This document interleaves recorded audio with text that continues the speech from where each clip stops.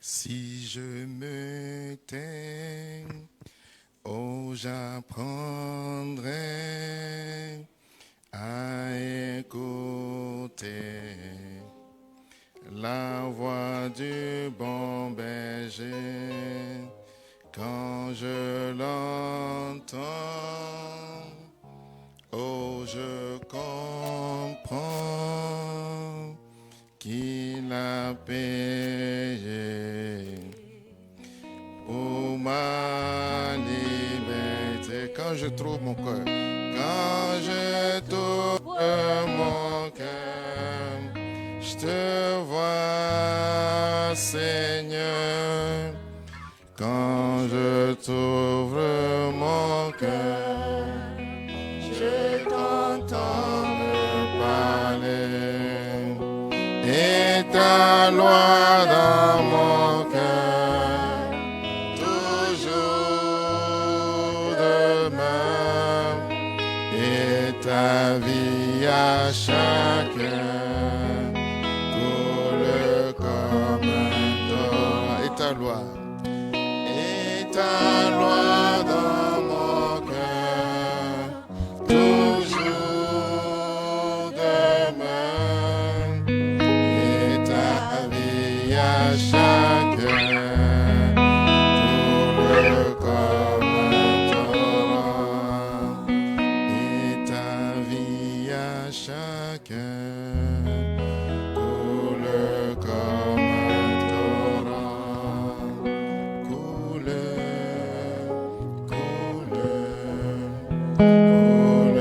comme un torrent. Coule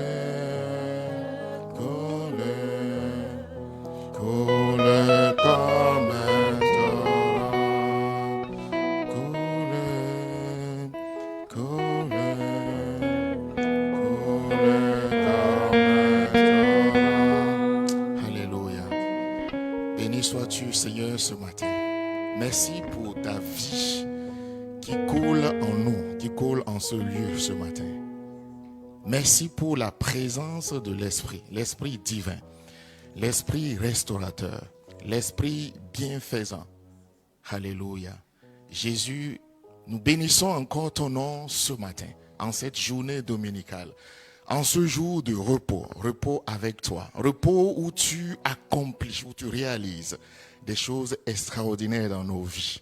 Nous célébrons le nom de Jésus, le nom par lequel nous sommes réunis ici ce matin. Père, alors que nous sommes là, nous voulons recevoir maintenant la part que tu as prévue pour chacun de nous en ce jour. Père, voilà pourquoi nous te prions afin que nos cœurs soient disposés à l'écoute de ta parole, dans le nom de Jésus. Que tout ce qui viendrait freiner l'entendement de ta parole, l'écoute de ta parole ce matin, soit banni du milieu de nous, au nom de Jésus. Que le Saint-Esprit prenne le contrôle de nos cœurs, de nos pensées et de ces instants au nom de Jésus.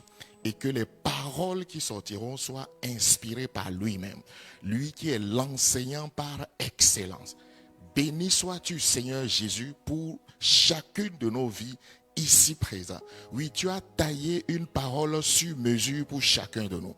Nous voulons recevoir cette parole et marcher avec, pour la gloire, la seule gloire du nom de Jésus-Christ, par lequel nous sommes réunis ici ce matin. Amen. Alléluia. Bonjour frères et sœurs dans le Seigneur. Je vois des visiteurs ici ce matin. C'est la jeunesse. Bonjour pasteur Thierry, aumônier de la jeunesse et le président national de la jeunesse aussi, frère Gabriel et son équipe. Je vous salue, que le Seigneur vous bénisse. Bonjour peuple de Dieu de Tanger. Alléluia, nous bénissons le nom du Seigneur pour le privilège qu'il nous donne d'être encore là ce matin pour célébrer son nom. Nous sommes au début de l'année. Donc, la prédication de ce matin irait dans ce sens. Nous sommes au début d'une année, au début d'un cycle nouveau. Mais avant de revenir sur le thème de la prédication de ce matin, je voudrais que nous puissions lire ensemble le passage biblique qui fait office de test de base. C'est dans le livre de Genèse. Genèse chapitre 49, du verset 1 au verset 28. Mais nous n'allons pas lire tous ces 28 versets. Maintenant, nous allons lire d'abord 3 versets. Nous lirons du verset 1 au verset 2, puis le dernier verset, c'est-à-dire le verset 28. Genèse donc, chapitre 29, je lirai les 2 premiers versets et puis je lirai le verset 28. Il est écrit, Jacob appela ses fils et dit, assemblez-vous et je vous annoncerai ce qui vous arrivera dans la suite des temps. Je vous annoncerai ce qui arrivera dans la suite des temps. Verset 2. Rassemblez-vous et écoutez, fils de Jacob. Écoutez, Israël, votre père.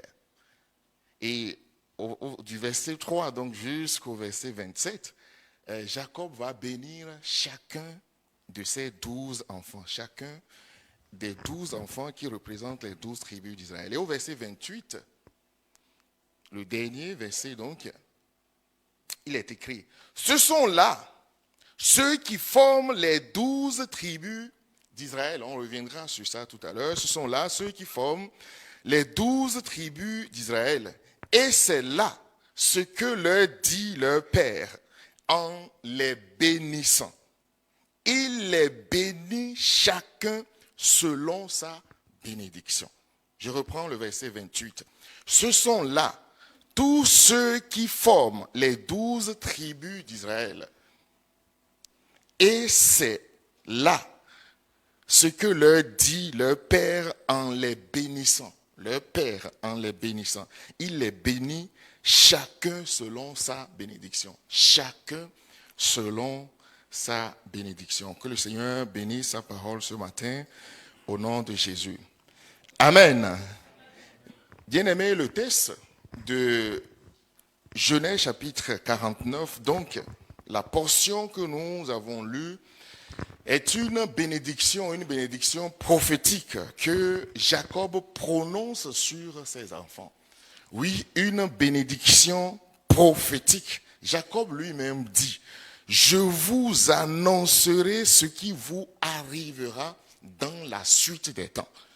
Je vous annoncerai une bénédiction prophétique, une parole prophétique, une prière prophétique faite sur les 12 tribus d'Israël, sur les 12 enfants, les 12 garçons qui se sont présentés devant Jacob. Bien-aimés dans le Seigneur, ces 12 tribus représentent donc les 12 piliers de la nation d'Israël. Les 12 piliers sur lesquels la nation d'Israël est bâtie. Nous allons lire avant de continuer. Je n'ai pas informé le multimédia. Vous serez proactifs, j'imagine, ce matin. On va lire Ruth chapitre 4, le verset 11. Ruth 4, verset 11. Je disais que les 12 tribus d'Israël sont les 12 piliers de la nation d'Israël. Et dans Ruth chapitre 4, verset 11, juste pour contextualiser, Ruth s'apprêtait donc à rentrer dans le mariage. Et les anciens d'Israël qui se sont réunis vont prononcer une bénédiction sur elle, mais aussi son mari Boaz. Et donc, Ruth, ici au chapitre 4, nous parle justement de la prière qui est faite sur Ruth qui devrait rentrer dans le mariage. Donc, tout le peuple qui était à la porte et les anciens dirent, nous en sommes témoins, que l'Éternel rende la femme qui entre dans ta maison, c'est-à-dire dans la maison de Boaz. Que l'Éternel rende la femme qui entre dans ta maison semblable à Rachel et à Léa. Semblable à Rachel et à Léa. Pourquoi ? qui toutes deux ont bâti la maison d'Israël. Toutes deux ont bâti la maison d'Israël. Léa et Rachel. Rachel et Léa. Nous savons tous que, en fait, les 12 tribus d'Israël que Jacob a bénies, ces 12 tribus, ne sont pas enfantées biologiquement par ces deux femmes, n'est-ce pas? Elles ont enfanté 6 des 12. Mais la parole de Dieu nous présente ici Rachel et Léa qui toutes deux ont enfanté. Et dans d'autres versions, la version du semeur par exemple, qui ont mis au monde, qui ont engendré tout le peuple d'Israël. Ces 12 tribus que Jacob a bénies sont donc les piliers sur lesquels la nation d'Israël est bâtie. La colonne de ce peuple, la colonne de, ou bien les colonnes de ce peuple, les colonnes de cette nation, la nation d'Israël. Et lorsqu'on lit la Bible, chaque personnage, à partir de cet instant, chaque Israélite est rattaché à l'une de ces 12 tribus ou à l'une de ces colonnes que représentent donc ces 12 enfants d'Israël. Chaque personnage, chaque juif, chaque même territoire va être rattaché. Lorsqu'ils sont rentrés dans la terre promise, chaque territoire, chaque morceau de territoire va être rattaché à chacune ou à l'une de ces 12 tribus d'Israël. Le chiffre 12 n'est pas un chiffre anodin. Le chiffre 12, c'est le chiffre de Dieu, j'ai envie de dire. 12 représente ici l'unité. Vous voyez, ici, on nous parle de Léa et Rachel, qui toutes deux ont engendré, ont enfanté, ont fait sortir de leur sein la nation d'Israël. C'est elles qui ont bâti Israël. Et donc, ces deux qui ont formé, qui ont engendré les 12, c'est-à-dire ce chiffre 12 représente donc l'unité, représente la complétude, la totalité, représente aussi l'ordre divin. Lorsque nous lisons la parole de Dieu, à plusieurs reprises, nous voyons le chiffre 12 qui apparaît. 12. Jésus a choisi combien de disciples? 12 disciples. Quand Jésus, pour la première fois, il est allé dans le temple, il avait quel âge? 12 ans. C'est-à-dire, à l'âge de 12 ans, Jésus-Christ, la Bible nous dit que sa sagesse, la manière dont il répondait, il posait des questions. Il n'enseignait même pas encore à 12 ans. La sagesse que Jésus manifestait déjà à 12 ans épatait les anciens, les docteurs de la loi qui étaient en train d'enseigner dans le temple. À l'âge de 12 ans, Jésus avait déjà réuni la totalité de ce qu'il va manifester plus tard. À 12 ans, là, Jésus avait déjà tout en lui. Dans Luc chapitre 2, la parole de Dieu nous dit que Jésus-Christ, il croissait comment? En sagesse et en stature. Et il se rendait agréable à Dieu, mais aussi aux hommes. À l'âge de 12 ans, il a atteint un âge de formation où il avait tout, un âge de complétude. Mais il ne va pas rentrer tout de suite dans son ministère. Entre 12 et 30 ans, quand il va débuter son ministère, dans cette séquence, dans ce laps de temps, Jésus va affermir les piliers qui se sont formés en lui. J'étais là, je méditais autour de ce passage. J'ai dit, pourquoi 12 donc? Ça aurait pu être 10 ans. Ça aurait pu être 11. Pourquoi 12? Le Seigneur a attiré mon attention sur toujours le chiffre 12 là. Les biologistes disent que le fœtus qui est dans le sein de sa maman, à l'âge de 12 semaines, entre 8 et 12 semaines, il forme la totalité de ses organes. Les organes intérieurs et les organes extérieurs. Mais l'enfant ne sort pas encore. Entre 12 et jusqu'à 40 semaines à peu près, il va continuer à croître. 12, c'est l'âge où on réunit la totalité de quelque chose. Une année est composée de combien de mois? 10? C'est 12. 12. 12 ici, c'est le cycle complet. La totalité d'un cycle. Ce n'est pas moi qui ai créé ou divisé une année en 12 morceaux, ou bien en 12 mois. Une année est composée de 12 mois. Ces 12 mois représentent un cycle entier. Un cycle entier. 12 donc, c'est l'unité, c'est la totalité, c'est la complétude. Et ces 12 tribus d'Israël, où chacune de ces tribus, où chacun de ces tribus, ou piliers, incarne une identité particulière. Une identité spirituelle est cachée derrière chaque pilier. La parole de Dieu est extraordinaire. Alléluia. Nous allons voir dans cette première partie la signification d'abord d'un pilier ou bien d'une colonne. Avant de continuer, on va essayer de voir, de comprendre dans la Bible, qu'est-ce qu'on peut comprendre par pilier ou bien par colonne. Pardon. Alors, nous allons voir un premier passage dans le livre de Rois, 1 Roi chapitre 7, verset 21. 1 Roi 7, 21. Ici, nous allons voir que le pilier va représenter quelque chose de particulier. Le pilier va représenter la force et la stabilité. Pour la première fois, trouvez-moi s'il vous plaît rapidement, 1 Roi 7, verset 21. Affichez-le, 1 Roi 7, verset 21. Le pilier représente ici la force et la stabilité de la maison de Dieu. Lorsque Salomon a bâti le temple de Dieu, la parole de Dieu nous dit que Salomon en fait a érigé 2 principaux piliers dans ce temple. 1 Roi 7, verset 21, il est écrit, Salomon donc, il dressa des colonnes, c'est-à-dire des piliers, des colonnes dans le portique du temple. Il dressa la colonne de droite, finalement il a dressé 2 colonnes. Premièrement, la colonne de droite et la nomma Yakin. Puis il dressa la colonne de gauche et la nomma Boaz. En fait, ces 2 colonnes-là ont un sens, ont une signification.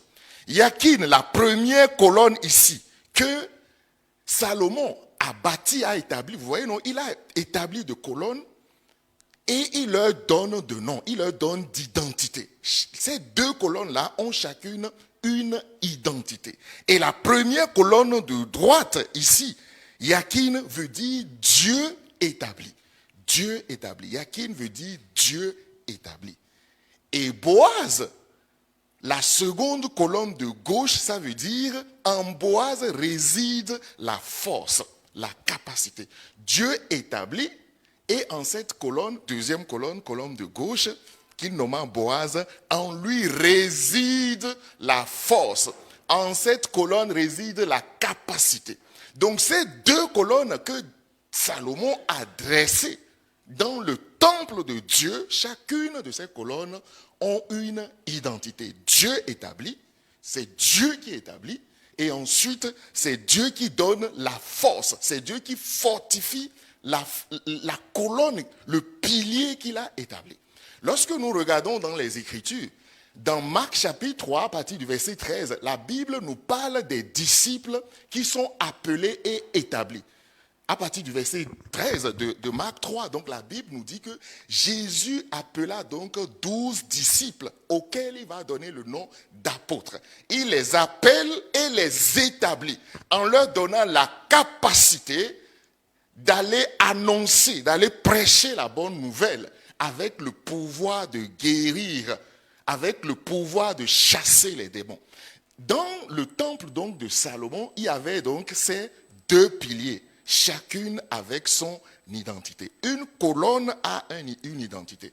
Un pilier a une identité. Et nous allons voir ce matin l'identité de ces 12 tribus d'Israël. Mais avant, lorsque nous lisons aussi dans Galates, dans la Nouvelle Alliance, c'est l'apôtre Paul qui parle. Il parle de ces 12 ou de certains 12, de ces 12 disciples ou apôtres que Jésus-Christ a établis. Je lis juste la séquence, Galates chapitre 2, verset 9. Galates 2, verset 9. Paul dit que Jacques, Céphas, Pierre donc, et Jean qui sont regardés, qui sont considérés comme des colonnes. Jacques, Céphas et Jean sont considérés comme des colonnes, c'est-à-dire des piliers que Dieu a établis dans sa maison. Des disciples, des apôtres qui sont établis pour pouvoir... Paul, ici, il va parler de lui qui est consacré comme apôtre pour les païens, c'est-à-dire les non-circoncis, et les autres qui sont établis. Chacun dans sa fonction. Et le passage que nous avons lu, bien-aimés dans le Seigneur, au verset 28, la Bible nous dit que Jacob a béni chacune des 12 tribus d'Israël. Comment? Chacun selon sa bénédiction. Bien-aimés dans le Seigneur, c'est inutile que nous nous jalousions dans la maison de Dieu. Il y a des choses que moi j'ai, que Dieu ne t'a pas donné. Contente-toi de ce qu'il t'a donné. Il y a des choses qu'il t'a donné qu'il ne m'a pas donné. Ce n'est pas la peine de me regarder. Moi aussi, ce n'est pas la peine de te regarder. Parce que Dieu t'a béni. Il y a des choses qu'il t'a données. Vous voyez, parfois, dans la maison de Dieu, là, on regarde. Oh, si je pouvais être à sa place. Tu n'as pas reçu ça, bien-aimé dans le Seigneur. Ce n'est pas la peine de chercher à copier ce qui est dans l'autre. Non. Regarde qu'est-ce que Dieu t'a donné. Tu as reçu ta bénédiction. Alléluia. Donne-moi un bon amen, on va continuer. Tu as reçu ta bénédiction. Vous voyez, non? Si nous lisons, par exemple, dans la parabole des talents et dans la parabole des brebis, vous voyez, non, il y a un berger qui avait 100 brebis. Une s'est égarée. Quand on fait la combinaison de ces deux paraboles-là, je n'ai pas le temps ce matin de le développer, on va se rendre compte que parfois, si je nous dis ce matin, je nous pose la question, qui a le plus de talent parmi nous ici ce matin? Qui a le plus de talent? Il y a la parabole des talents là. Il y a un qui a reçu 5, un autre qui a reçu 5, un qui a reçu 10, selon les versions, 10, 5 et 1. Ou bien 5, 2 et 1. Qui a reçu le plus de talent ce matin parmi nous? Ici ce matin, dans cette salle. Qui? Vous regardez vers le pasteur ou bien vers les pasteurs? Nous en avons 3 ce matin. Le pasteur Jean-Marie a reçu combien? 5. Le pasteur Thierry ou bien le pasteur Mich. C'est ça. Et nous autres? Wello. Il se peut que c'est toi qui es le plus grand nombre de talents parmi nous ici ce matin. Il se peut que ça ne soit ni le pasteur Jean-Marie, ni le pasteur Thierry, ni le pasteur Mich. Ni même un membre du CP, ni moi qui suis devant vous. Il se peut que ça soit peut-être un simple, je mets en guillemets simple, un membre d'une commission parmi nous ce matin, auquel on ne pense même pas. Il se peut que c'est lui qui a les 10 talents. Ok, je ferme la parenthèse. On va y revenir si Dieu nous fait grâce. À chacun selon sa bénédiction. Et même dans cette parabole des talents, le maître va confier à ses serviteurs, à chacun selon ses capacités. Je n'ai pas reçu tes capacités. Vous voyez, une voiture poids léger, vous ne pouvez pas lui mettre les charges d'une voiture poids lourd. Vous allez l'écraser. Notre Dieu est un Dieu sage. Il est un Dieu sage. À chacun selon ses capacités. À chacun selon ses bénédictions. Alléluia. Donc je disais que chaque pilier a une identité, chaque pilier a quelque chose de particulier. Puisque derrière l'identité, il y a la capacité que Dieu te donne. Yakin et Boaz, c'est Dieu établi, Dieu capacite, Dieu donne la puissance. Quand Dieu t'établit, il te donne la puissance. C'est ce qu'il a fait dans Marc chapitre 3 pour les apôtres. Quand Dieu établit, il donne la puissance. Si tu n'as pas la puissance, on va le voir tout à l'heure, puisque dans chacune de ces 12 tribus, il y a une qui représente en particulier la souveraineté et la puissance. Si tu n'as pas reçu la puissance, donc ça veut dire que tu ne peux pas faire ce pourquoi le Seigneur t'a établi. Le Seigneur, il établit forcément avec la capacité qui va avec. Et ça, c'est très important. Donc, je disais que chaque pilier donc a une identité particulière. Mais comme on va le voir ce matin, j'espère que le temps nous le permettra, il y a toujours cette conflictualité entre l'identité que Dieu établit dans la vie de chacun et les forces de ce monde.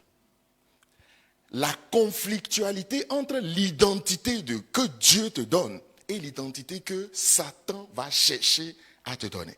Lorsque nous lisons, par exemple, toujours, nous avons vu tout à l'heure que Salomon a bâti le temple et à l'intérieur de ce temple, il a mis 2 piliers, n'est-ce pas? Et ces 2 piliers, leur identité combinée, ça veut tout dire. Marc 3, à partir du verset 13. Dieu établit, Dieu capacite. Dans le temple des Philistins, qui sont un peuple idolâtre, ils ont bâti eux aussi un temple. Et à l'intérieur de ce temple, ou bien ce temple était soutenu par 2 colonnes, comme dans le temple de Salomon à Jérusalem. Mais ces 2 colonnes, ou bien ces 2 piliers, soutiennent quoi? Le temple de la maison, le temple de Dagon, le temple de l'idolâtrie. Juge chapitre 16 à partir du verset 28, rapidement, Juge 16 à partir du verset 28 nous dit, lorsque Samson a été capturé, il va être envoyé. Il va être envoyé chez les Philistins. Et nous savons ce qui lui est arrivé. À partir du verset 28, quand sa force est revenue, donc, on va l'amener dans le temple des Philistins, la maison du dieu Dagon. Et à l'intérieur, c'est là que Samson va mourir, n'est-ce pas? Je vais lire juste quelques portions à partir du verset 28. Donc, Samson pria l'Éternel et dit, Seigneur éternel, je te prie, interviens en ma faveur, rends-moi ma force. Verset 29, il toucha les 2 colonnes centrales qui soutenaient l'édifice, le temple de Dagon donc. Et s'arc-bouta, c'est-à-dire s'appuya contre elle, de la main droite contre l'une et de la main gauche contre l'autre. Verset 30b. Puis il poussa de toutes ses forces et le bâtiment s'écroula sur les princes et sur toute la foule qui s'y trouvait. Ces 2 piliers de la maison d'idolâtrie de Dagon, Samson les a fait tomber. Ces 2 piliers représentent l'idolâtrie. Bien-aimés dans le Seigneur, il y a parfois l'idolâtrie. Il y a des piliers corrompus, parfois dans l'Église, dans nos vies, dans nos sociétés, qui doivent être renversés. Alléluia. Renversés au nom de Jésus. Les piliers de l'idolâtrie, les piliers de la corruption, les piliers qui représentent le monde, ces piliers doivent être abattus, doivent être renversés. Les piliers de nos vies, les piliers de l'Église doivent être ceux-là que Dieu lui-même a implantés et a bénis. Ce sont ces piliers-là qui doivent fonctionner dans nos vies, qui doivent fonctionner dans l'Église. Voilà pourquoi ce matin, j'ai intitulé ma prédication. Nous venons de finir l'introduction.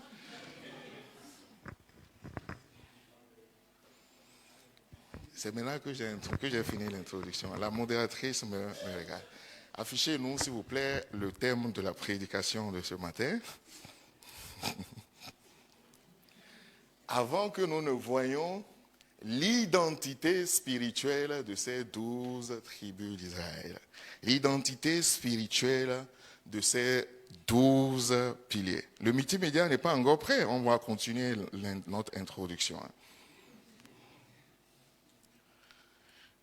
Alléluia. On va intercéder pour vous si vous voulez une séance d'intercession avant qu'on ne continue.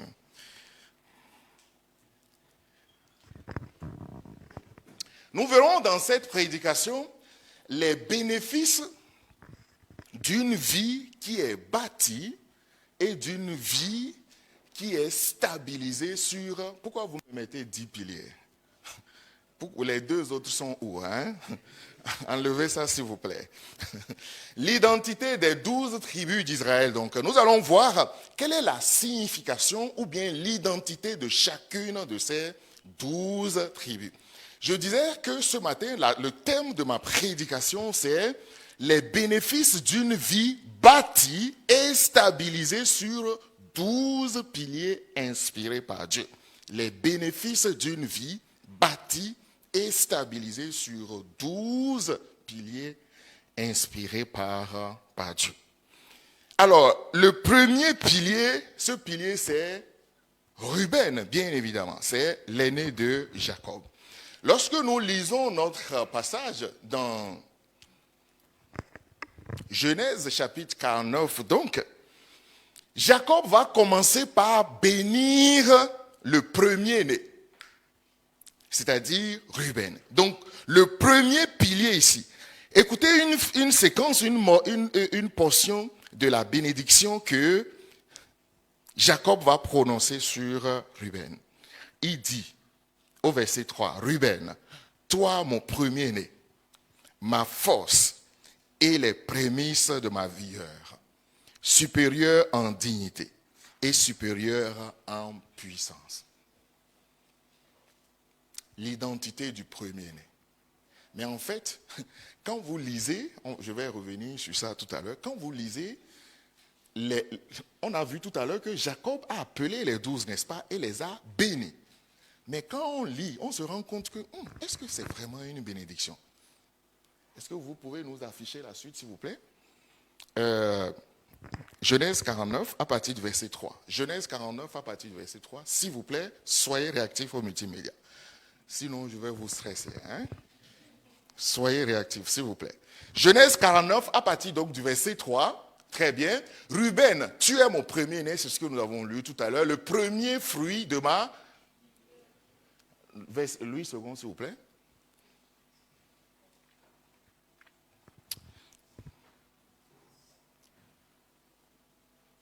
Ruben, toi, mon premier-né, ma force et les prémices de ma vigueur, supérieur en dignité et supérieur en puissance. La suite. Impétueux comme les eaux, tu n'auras pas la prééminence. Mais la Bible nous dit au verset 28 qu'ils ont été bénis. Ça, là, c'est une bénédiction, ça. Impétueux comme les eaux, tu n'auras pas la prééminence, car tu es monté sur la couche de ton père et tu as souillé ma couche en y montant. Il dit, waouh, il y a une identité qui est établie dans la vie de l'aîné. L'aîné, avec le droit d'aînesse qui va avec. C'est ce que je disais tout à l'heure, une conflictualité entre l'identité de Dieu que Dieu a établie en nous et ce que le monde, Satan, l'ennemi veut établir, Satan veut concurrencer l'identité que Dieu a établie en nous. Vous voyez ici, Ruben, normalement, il doit bénéficier de ce qu'on appelle le droit d'aînesse. Le premier-né, le thème du mois, c'est ici. Les priorités de Dieu, les priorités, nos priorités. Jacob dit, non, en fait, que tu n'auras pas la prééminence, alors qu'au verset précédent dit, normalement, c'est lui qui devait avoir, Ruben, toi, mon premier-né, ma force et les prémices de ma vigueur. Bien-aimé dans le Seigneur, il y a ce que Dieu a établi dans nos vies. Il y a ce que Satan lui-même veut établir. Pourquoi Ruben ne vivra pas l'identité qui est attachée à lui? Puisque Ruben a une identité. C'est ça qu'on a lu au verset 3. C'est son identité normalement. C'est son identité, ça.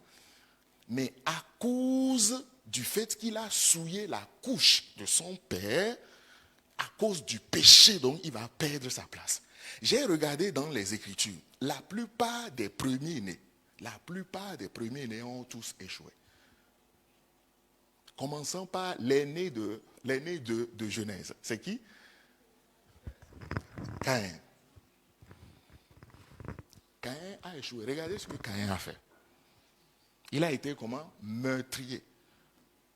Meurtrier. Il a tué, ce n'est pas un étranger qu'il a tué, son propre frère, son frère cadet. Le fils aîné de David, c'est qui? Pardon? C'est vrai? On a 3 pasteurs ici ce matin. Le fils aîné de David, c'est Absalom. Vous allez faire la recherche. On se reverra la semaine prochaine. Seul Jésus-Christ, en tant que fils aîné, le premier né de la création, va réussir là où les autres aînés ont échoué. Et puisque Jésus-Christ est le premier né de la création, il est le premier, nous sommes quoi? Nous sommes les deuxièmes, n'est-ce pas? Lui, il est premier, et toi, tu es deuxième, moi, je suis troisième, c'est ça? Expliquez-moi comprendre ça, quoi. Puisqu'il est le premier de la nouvelle création, s'il est le premier, ça veut dire que nous sommes les deuxièmes, c'est ça? Ou bien nous sommes les deuxièmes ex-aequo, pour qu'il n'y ait pas de combat entre nous. Mais qui va prendre la deuxième place si Jésus est l'aîné? Maman, aidez-nous. Julie, c'est toi la deuxième ou bien qui? Abraham ou bien Paul? C'est qui? Hein? Ah, il y a des théologiens ici ce matin, co-héritiers. Nous sommes, si Jésus est premier, nous sommes premiers avec lui. Alléluia. Puisque nous sommes en Jésus-Christ. Étant en Jésus-Christ, nous devenons tous premiers-nés en Jésus-Christ. Ah, tu n'as pas compris, hein? J'ai dit que Jésus-Christ a pris la place de chacun de nous. S'il est le premier-né, ça veut dire qu'en lui aussi, je suis le premier-né. Puisque je suis en lui. Je suis en lui. On ne me voit pas, ce n'est pas moi, mais c'est Jésus qu'on voit. Jésus le premier-né.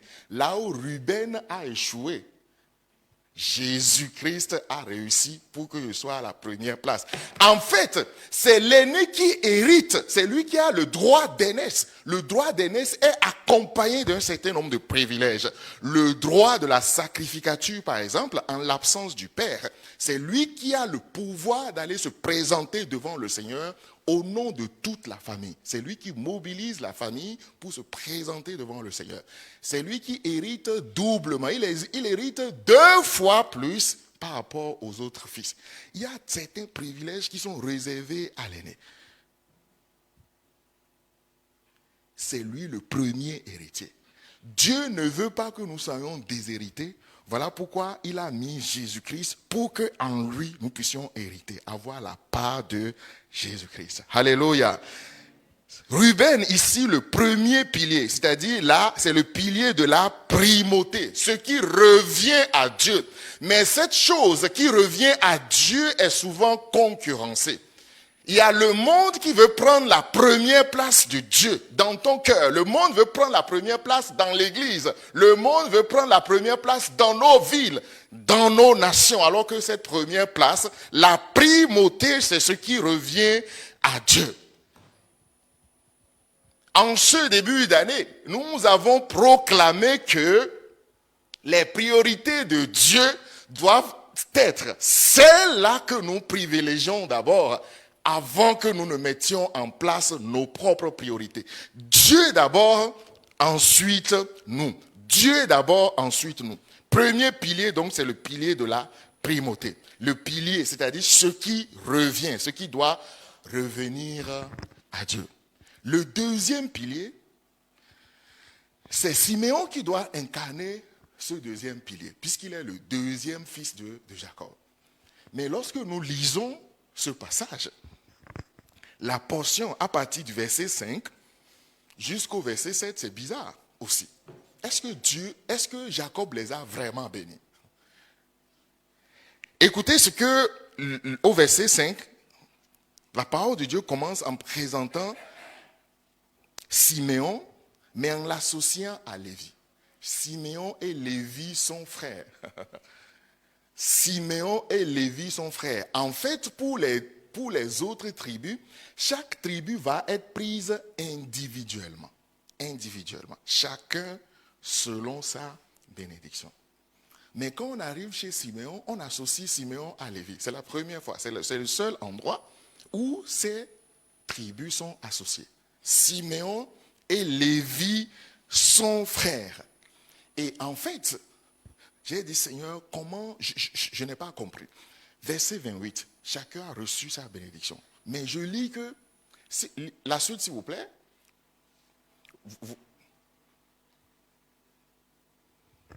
Que mon âme n'entre point dans leur conciliabule. Ça, c'est Jacob qui parle. Que mon âme n'entre pas dans leur conciliabule, que mon esprit ne s'unisse point à leur assemblée. Ruben Siméon et Lévi. Car dans leur colère, ils ont tué des hommes. Et dans leur méchanceté, ils ont coupé les jarrets des taureaux. Et maintenant au verset 7, regardez ce qui est dit sur eux. Ça, c'est une bénédiction, ça. Maudit soit leur colère, car elle est violente, et leur fureur, car elle est cruelle. Je les séparerai dans Jacob et je les dissiperai dans Israël. Il dit, waouh, la bénédiction se trouve où là? On commence par maudire leur conciliabule et leur assemblée. On va les séparer. La bénédiction se trouve où là? C'est ce qui est dit sur Lévi et sur Siméon, sur le deuxième et le troisième. Mais nous savons en réalité que Lévi, sa part ne s'est pas arrêtée là, n'est-ce pas? Quel a été le sort réservé à Lévi dans l'histoire? C'est quoi? La sacrificature, n'est-ce pas? Le service à Dieu, la consécration. Mais c'est où ici? Je les disperse, pardon. C'est où là? Je les disperserai, d'abord, je les séparerai dans Jacob et je les disperserai, oh là là. Je les disperserai dans Israël. Leur sort, c'est où là? Leur bénédiction, c'est où dans cette phrase? Comme je l'ai dit, nous savons qu'en fait que Lévi a hérité le droit d'être sacrificateur, de se présenter au nom du peuple dans le temple, n'est-ce pas? Mais aussi, vous voyez, non, son sort, sa bénédiction, c'est une bénédiction. Là, hein? Il faut ouvrir les yeux pour voir la bénédiction. Il faut bien ouvrir les yeux pour voir la bénédiction. Là. La bénédiction de Lévi et de Siméon. Siméon est associé à Lévi ici. Mais dans le partage du territoire, Siméon va être implanté dans le territoire de Juda. Il va être d'abord implanté dans le service à Dieu avec Lévi. Il va être implanté dans la division du territoire, dans la division du territoire chez Juda, la 4e tribu, le 4e pilier. Siméon est à la fois une combinaison donc de Lévi, mais aussi de Juda. Une tribu, un pilier qui a été racheté pour qu'il ne s'égare pas.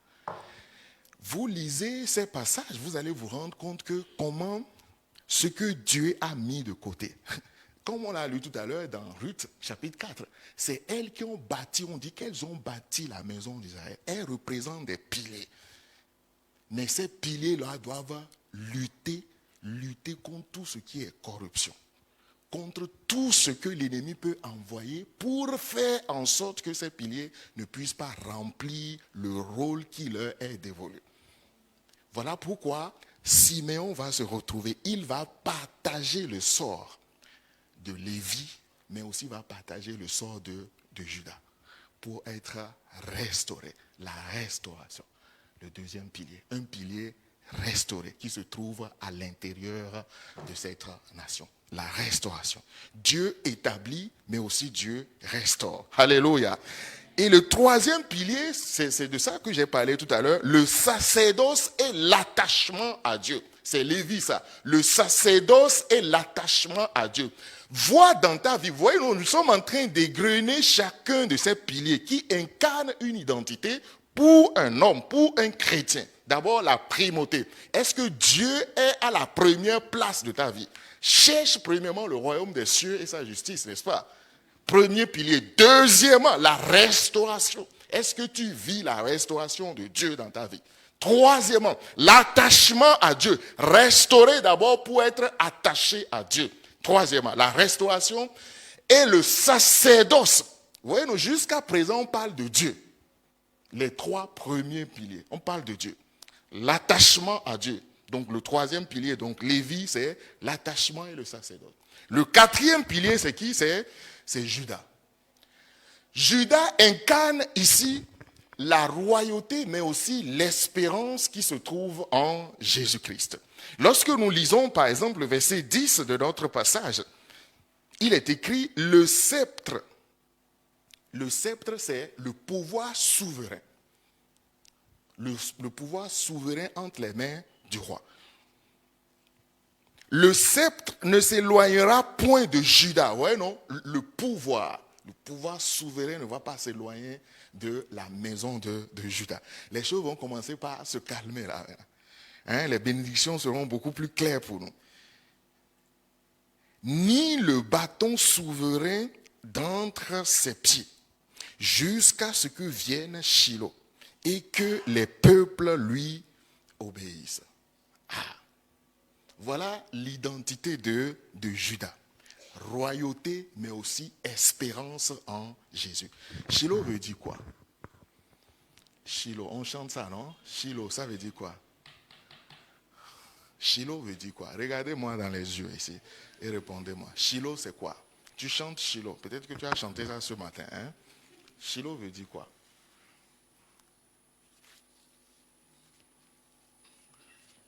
Qui murmure? Hein? Personne. Voilà, Makench. Shiloh, c'est... Vous voyez un deuxième exercice. On va ramasser les feuilles le dimanche prochain. Shiloh, c'est quoi? Hein? Havre de paix. Vous avez cherché sur Google, c'est ça?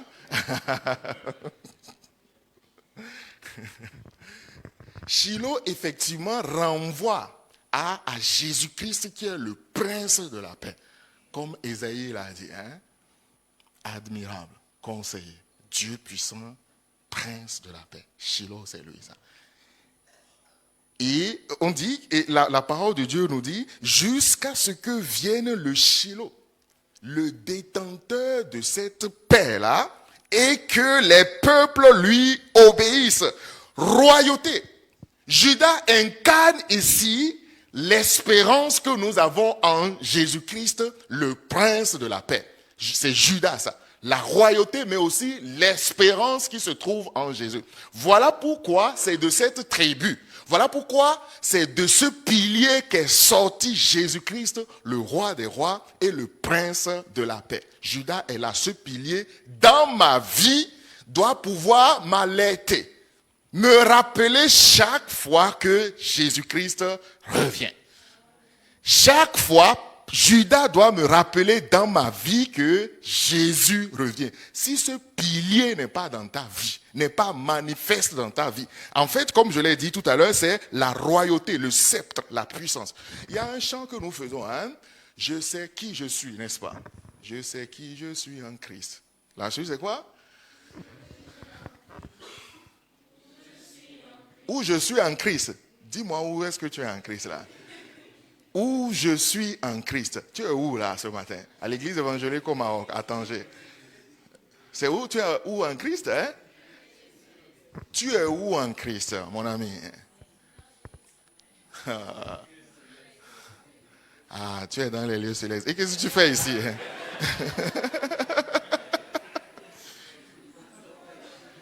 Je sais là où je suis en Christ, n'est-ce pas? Ok, on ne va pas faire l'exégèse ou bien l'herméneutique de ce chant. Mais quoi d'autre? Je fais quoi? Je marche? Je marche avec puissance.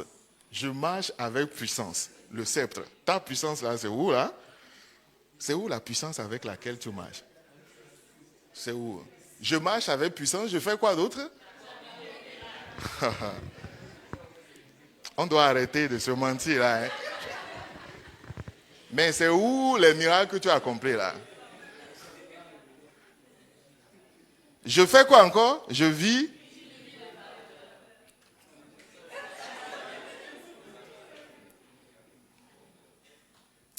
Expliquez-moi ça. Voilà ce que Judas incarne. Royauté, mais aussi espérance en Jésus. Il est clair que l'identité du chrétien C'est juste ce que nous avons dit. Mais est-ce que nous le vivons vraiment? Est-ce que nous sommes vraiment positionnés en Jésus? Est-ce que je marche avec puissance? Est-ce que j'accomplis des miracles? Est-ce que je vis une vie de faveur? Comment ces choses se traduisent-elles dans ma vie de tous les jours? Judas nous rappelle que en Jésus-Christ, c'est ce que l'épître aux Hébreux dit. Jésus-Christ, il s'est présenté devant le Seigneur, devant Dieu, comme souverain sacrificateur. Et nous a précédés, n'est-ce pas, selon l'ordre de Melchisédek, qui était sacrificateur, qui était roi, mais aussi qui était prophète. Dans l'identité de Jésus qui nous a précédés, il y a ces trois notions. Souverain, prophète, mais aussi sacrificateur. Le sacrificateur tient le sceptre entre ses mains. Le pouvoir souverain de l'Église dans le monde. Le pouvoir souverain. Voilà pourquoi Dieu nous a établis comme le sel de la terre, comme aussi lumière dans le monde. Nous avons un pouvoir qui doit se manifester à plusieurs égards ici-bas. Alléluia! Alléluia! Cinquième pilier, qui est représenté ici par Zabulon. Cinquième pilier, Zabulon. Verset 13. Zabulon héritera sur la côte des mers. Il sera sur la côte des navires. Et sa limite s'étendra du côté de Sidon. Zabulon ici, c'est le pilier de la croissance, mais aussi de l'expansion. La croissance et l'expansion. Vous voyez, dans ce temple, vous voyez des piliers. En fait, ce temple-là tient par ces piliers. Je vois 3 là. Il y a peut-être d'autres qui sont cassés dans le mur. Si on enlève un pilier, le temple sera déséquilibré. Si vous enlevez les 3 piliers là, le temple va tomber de ce côté-ci. Un seul pilier qui manque, ça va provoquer un déséquilibre dans l'architecture, dans l'édifice. Si quelque chose que Dieu a établi dans ta vie manque, on a dit 12, c'est quoi? C'est la complétude, la totalité, l'unité. Ces 12 piliers ont chacun une identité. Ces identités-là doivent être vécues, manifestées dans la vie du chrétien chaque jour, mais aussi au-delà du chrétien, dans l'Église, dans nos nations. Ici, Zabulon, le 5e pilier, donc c'est la croissance et l'expansion. La croissance et l'expansion.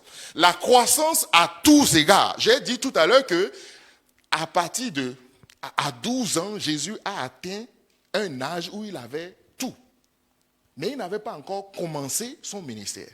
La croissance de Jésus va continuer jusqu'à la plénitude, avant qu'il ne commence donc son ministère. Croissance et expansion. Le chrétien qui ne croit pas, qui ne grandit pas, ne vit donc pas ce 5e pilier qui représente donc la croissance mais aussi l'expansion. Parfois on dit étends l'espace de ma tente. Quand on dit étends l'espace de ma tente, c'est quoi? D'abord c'est de ta vie qu'il s'agit. C'est de ta croissance spirituelle qu'il s'agit.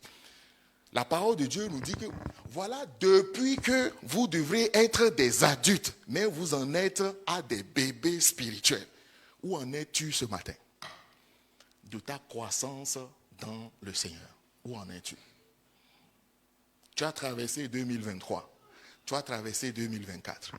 Où en es-tu ce matin? Quels sont les engagements que tu as pris pour grandir spirituellement durant cette année 2025? Quelles sont les priorités que tu as établies? La croissance spirituelle, ça fait partie des critères, des principes de la vie du chrétien. Un chrétien qui ne croit pas, qui ne grandit pas, il est déclassé. Vous savez, parfois, on cherche des bénédictions. On cherche des choses parfois matérielles. On cherche des choses physiques. Bien-aimés dans le Seigneur, les bénédictions ne sont pas dissociées de la parole de Dieu. Tu dois croître dans la parole de Dieu pour vivre les bénédictions que Dieu a prévues dans ta vie. Donne-moi un bon amen, on va continuer. Oui, j'ai dit que la parole de Dieu nous dit que Dieu soutient toutes choses par sa parole. Tu dois croître dans cette parole. Dieu ne fait rien en dehors de sa parole. Vous savez, parfois, oh Seigneur, ouvre nos yeux pour que nous puissions voir. Il y a des choses que tu as parfois en Christ, mais le fait que tu es ignorant de ces grâces, tu passes à côté de cela. Voilà pourquoi tu dois croître. Tu dois grandir dans la connaissance de la parole de Dieu, d'abord.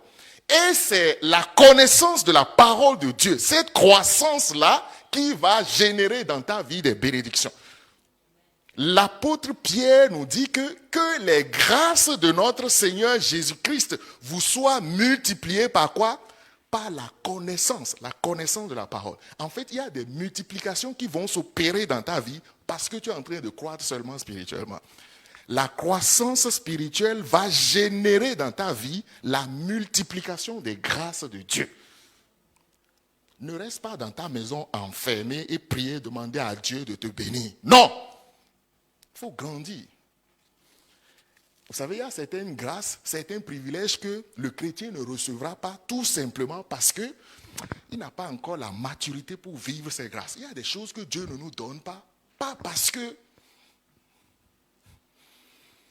Il y a quelques années, mon fils aîné, on est allé au marché, au supermarché, et on passait la zone des téléphones là. C'est pas, on était à Majan ou je ne sais où. Et il me dit, papa, je veux ce téléphone. J'ai regardé le prix, j'ai vu 16 000 dirhams. J'ai dit, tu fermes tes yeux là et tu viens, on va partir. Le moment viendra où, sans qu'il ne me demande quoi que ce soit, je vais lui acheter ça, n'est-ce pas? Vous imaginez à un enfant de 4 ans, j'achète un téléphone de 10 000 dirhams, même 5 000 dirhams. Ça veut dire que moi, papa, je suis fou, quoi. Non? J'achète un téléphone de 1 000 dirhams, de 2 000, 5 000 dirhams à un enfant de 5 ans, de 4 ans. Ça veut dire que je suis fou, quoi. Non? Vous allez me taxer de fou. Et à raison. Vous pensez que Dieu, il est fou, là? De nous donner des choses qui sont précieuses alors qu'on n'a pas le niveau, la capacité pour gérer ça. Tu dois accepter de grandir pour vivre des choses extraordinaires avec le Seigneur. Tu dois savoir que dans la croissance spirituelle, il y a des choses merveilleuses qui t'attendent là-bas. Voilà pourquoi tu dois quitter l'état dans lequel tu es, quoi. Bébé spirituel, ça suffit. Alléluia. Donne-moi un bon amen, on va continuer. Bébé spirituel. J'ai dit que tu dois arrêter d'être un bébé spirituel. Ça fait longtemps que tu es bébé. On doit te donner les petites paroles pour te cajoler, pour te caresser dans le sens des poils. Non, non et non, ça suffit. Tu dois grandir. Commencez par croquer la bonne nourriture. Donne-moi un bon amen encore, on va continuer. Oui, c'est de ça que nous avons besoin. Vous pensez que Dieu va donner ces bénédictions en dehors de sa parole? Comment tu vivras ces bénédictions? Comment? Quelle est la notice qui va te guider dans l'utilisation des grâces et des bénédictions que Dieu te donne? Comment tu vas t'y prendre?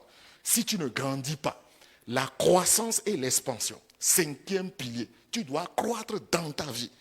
En fait, d'année en année, année après année, tu dois réaliser que en 2023, j'étais à tel niveau. 2024 vient de passer. Je suis passé d'un point A à un point B. Seigneur, je te rends grâce pour cette évolution, pour cette croissance. Tu dois croître. Ça, c'est le pilier, le 5e pilier, ça. Croissance et expansion. Croissance et expansion.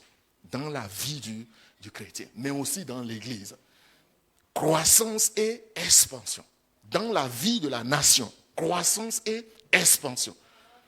Vous voyez que nos pays, c'est la même chose, toujours. L'église, c'est la même chose. Croissance, même sur tous les plans. Cher pasteur, depuis combien d'années on est dépendant de l'extérieur? Chaque année, le déficit se creuse, quoi. Non. C'est où ce germe, cette identité de croissance que Dieu a mis en nous. C'est où? Même dans l'église, hein? On doit demander d'abord. Nous avons l'honneur de vous présenter les difficultés de l'église, les difficultés du pays. Vous voyez, toujours, même le chrétien vit ça. On doit refuser ça. Seigneur, je refuse ça. Je refuse d'être condamné à l'immobilisme. Non. Je refuse d'être au même endroit tous les jours. Je le refuse. Je veux grandir. Je veux croître. 5e pilier. Zabulon habitera sur la côte de la mer. Il sera sur la côte des navires. Et sa limite s'étendra. Que le Seigneur étende tes limites ce matin au nom de Jésus. Que Dieu étende tes limites. Que dans cette année 2025, là où tu n'as pas atteint en 2024, que tu atteignes ce niveau. Par la connaissance de la parole de Dieu. Par les révélations que le Saint-Esprit va te donner. Alléluia. 6e pilier. On va finir à quelle heure? Vous avez pris le petit déjeuner, non? Un bon petit déjeuner. Pour finir à quelle heure, hein? On peut finir à 16 heures, c'est bon, non?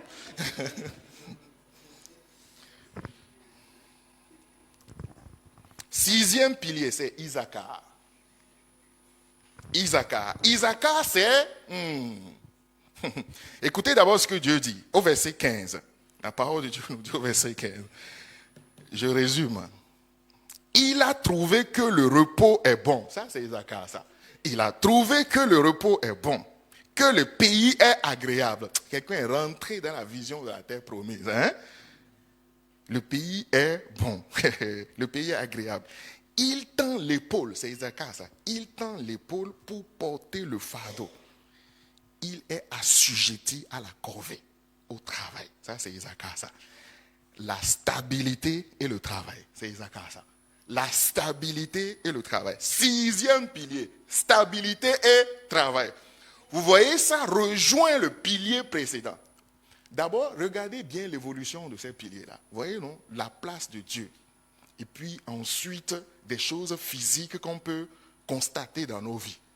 Dieu est d'abord la première place, la primauté, l'attachement à Dieu, la soumission à Dieu. Et ensuite, la croissance, l'expansion. Et 6e ici, la stabilité et le travail.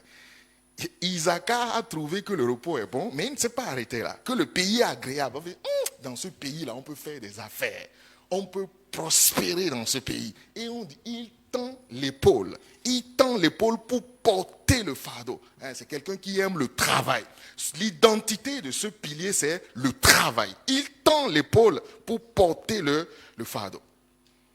Il s'assujettit à la corvée. Il s'assujettit. C'est lui-même qui aime le travail. Et voilà pourquoi il s'assujettit au travail. Lui-même, personne ne lui dit travail. Ah, travail. La valeur travail pour une personne. Vous voyez, donc ça rejoint ce qu'on a vu précédemment. La valeur travail. On doit travailler, n'est-ce pas? Tu dois aimer le travail. Oui. Toi, étudiant, tu dois aimer le travail. Le travail, tu dois aimer le travail. Vous me regardez. Aimer le travail. Aimer le travail. Il s'assujettit à la corvée. Il s'assujettit à la corvée. Ça, c'est le travail. Tu aimes le travail, là? D'abord, le travail pour ta vie. Regardez le livre de Proverbes. C'est rempli de sagesse sur le travail, la valeur travail. La parole de Dieu nous dit, donne un peu le sommeil à tes yeux. Assoupis-toi un peu. Et quoi? La pauvreté va te surprendre comme un voleur. Ce n'est pas moi qui ai dit ça. La pauvreté va te surprendre comme un voleur parce que tu ne travailles pas. Vous voyez, ces dernières années, on accuse d'autres pays de la pauvreté de l'Afrique. C'est ça, non? C'est les autres. Ils nous ont colonisés, n'est-ce pas? Ils nous ont réduits à ceci. Tous les peuples là du monde sont passés par là. Même Israël est passé par là. En fait, c'est extraordinaire, quoi. Israël que vous voyez là, c'est 2000 ans passés. Il y a eu plusieurs peuples qui les ont colonisés. Plusieurs. Jusqu'en 1948. Depuis la déportation de Babylone jusqu'en 1948. C'est-à-dire, si on se tient à l'aspect physique des choses, déportation. C'est-à-dire, les peuples qui les ont assujettis pendant des millénaires, pendant plus de 2000 ans, depuis Babylone. J'ai regardé dans l'histoire les peuples qui ont assujetti cette nation, dans l'histoire. C'est-à-dire le nombre d'années qui sont restés indépendants. Ça se compte du bout des doigts par rapport à toute l'histoire de cette nation.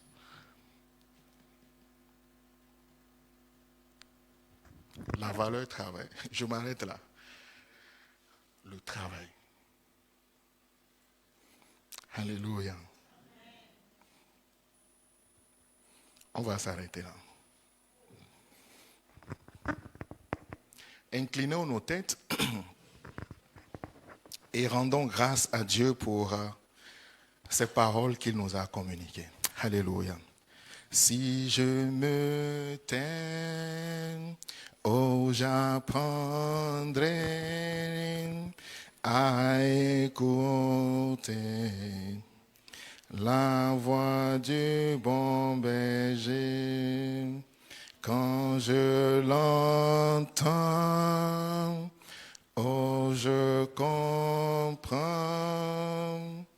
qu'il a payé pour ma liberté.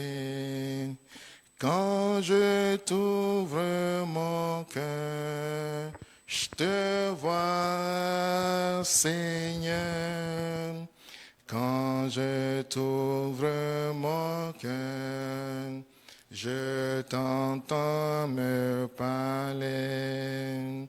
Et ta loi dans mon cœur toujours demeure. Et ta vie à chacun court